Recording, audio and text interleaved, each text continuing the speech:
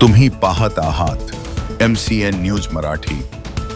अखिल भारतीय किसान सभा व आशा कर्मचारी युनियन यांच्या वतीने शेतकरी, शेतमजूर, आशा कर्मचारी, स्त्री परिचर यांच्या प्रलंबित प्रश्नांसाठी पिंपळखुटी ते यवतमाळपर्यंत 100 किलोमीटर पायी लॉंग मार्चचे आयोजन करण्यात आले आहे। 19 एप्रिल ते 22 एप्रिल दरम्यान काढण्यात आलेल्या या पायी लॉंग मार्चमध्ये सहभागी कर्मचाऱ्यांनी आपल्या विविध मागण्यांचे निवेदन यवतमाळ जिल्हाधिकाऱ्यांना सादर केलं। यामध्ये जनवादी महिला संघटनेच्या राज्य कमिटी सदस्य आशा मेश्राम, माकपचे राज्य कमिटी सदस्य सुभाष पांडे, माकपचे अमरावती जिल्हा सचिव रमेश सोनुले, ॲडव्होकेट कुमार मोहरमपुरी, चंद्रशेखर सीडाम, अनिता फुनकर, उषा मुरखे, मनीष इसाळकर, सदाशिव आत्राम यांच्यासह संघटनेचे पदाधिकारी प्रामुख्याने सहभागी झाले होते। MCN न्यूज मराठीकरिता सचिन पत्रकार, यवतमाळ।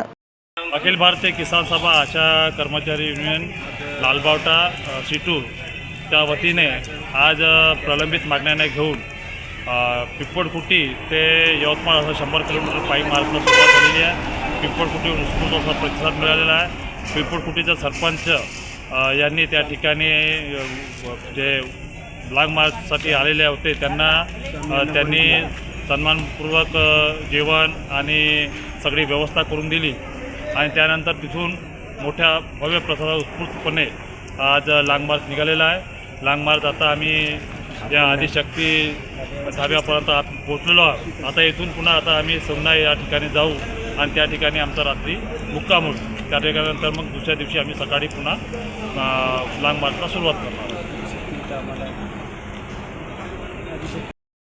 किसान सभेचा लॉंग मार्च निघालेला आहे। पिंपळखुटी ते यवतमाळ असा 100 किलोमीटर अंतरावरचा शेतकऱ्यांच्या सरसकट कर्जमाफी व्हायला पाहिजे या मागणीसाठी व त्याच्यासोबतच वनाधिकार कायद्याची अंमलबजावणी व्हायला पाहिजे आणि आशा वर्कर, परिचर, स्त्री परिचर अशा 10 मागण्या घेऊन आम्ही यवतमाळ जिल्हा कलेक्टर ऑफिसवर चालले आहोत। मात्र पिंपळखुटी येथून आमचं सरपंच श्री स्वामी, उपसरपंच स्वामी कोरेटिवार व रमेश मुरपावार यांच्याकडून पिंपळखुटी येथे आम्हाला सर्व जेवणाची व्यवस्था आणि त्यांनी सर्व इतरही लोकांची आमची व्यवस्था बसण्याची केलेली आहे। पाण्याची व्यवस्था करून आम्हाला तिथून उत्कृष्ट असा प्रतिसाद मिळाला आणि तिथून आम्ही नॅशनल हायवे 44ला पाटणबोरीजवळ आदिशक्ती धाब्याजवळ श्री गजानन देशेट्टीवार यांनीसुद्धा आम्हाला आमची एनर्जी वाढवण्यासाठी पाण्याची आणि थंड्याची व्यवस्था केली। त्याबद्दल त्यांचेसुद्धा आम्ही